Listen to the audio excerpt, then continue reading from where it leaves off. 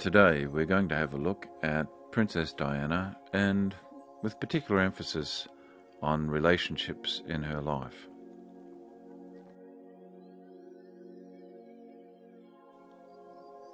Tony Blair described Princess Diana as the Queen of Hearts during the profound week of mourning that followed her death. His description was very apt, as one of the signal aspects of her horoscope is compassion.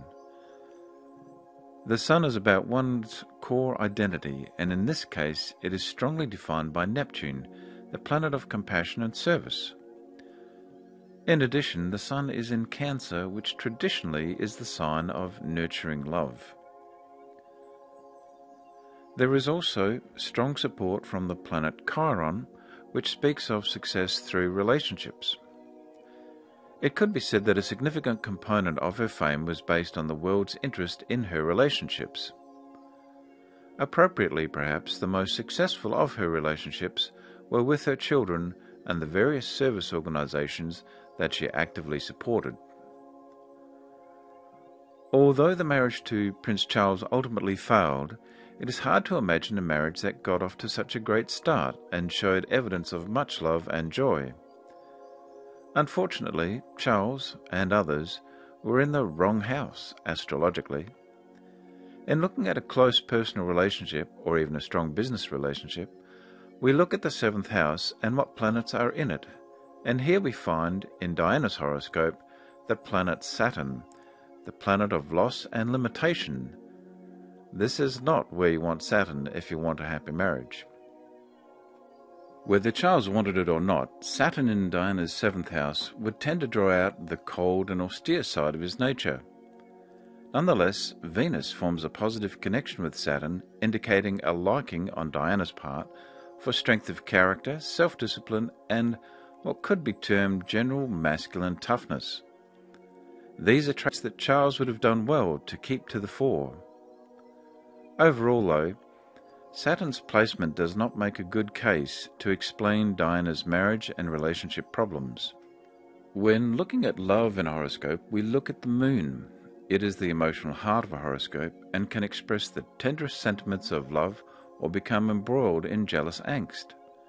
We see it has a stressed relationship with Venus, the planet of likes and attractions. Loosely speaking, we can say that it would become increasingly difficult to love people she was attracted to, and equally, it would become difficult to like people she loved. President John F. Kennedy had the same aspect. In Diana's case, it gets worse. Right beside the emotional center of the horoscope, the moon, we find the South Node, which would stress the emotional life with fears, doubts, and expectations of loss. Furthermore, with the moon in Aquarius, she'd be prone to overanalyzing her emotional state. From another point of view, the South Node in Aquarius would always provide her with reasons for not feeling loved. Unfortunately, the configuration which points to compassion and service also relates to the imagination and fantasies.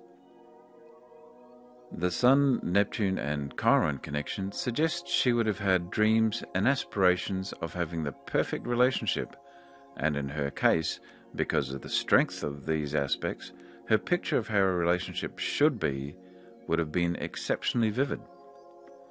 Clearly, this would clash with the periodic troubled state of her moon. Every so often, reports would emerge in the media of Diana being somewhat emotionally unstable. Well, this is an accurate description of the moon in Aquarius beside the South Node. An astrologer would simply expect her to become emotionally fraught every so often. Unfortunately, too, the moon has virtually no support from any other part of the horoscope, meaning that if she got into a state of emotional stress, it could be somewhat overwhelming and not easy for other people to understand its intensity.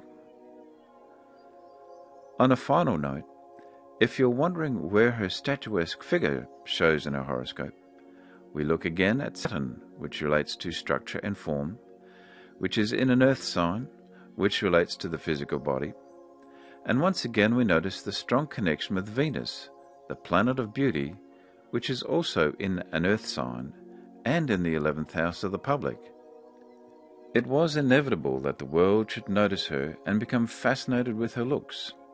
Even though the world was spellbound by her beauty, it was her anxious moon that made sure she kept herself looking her best.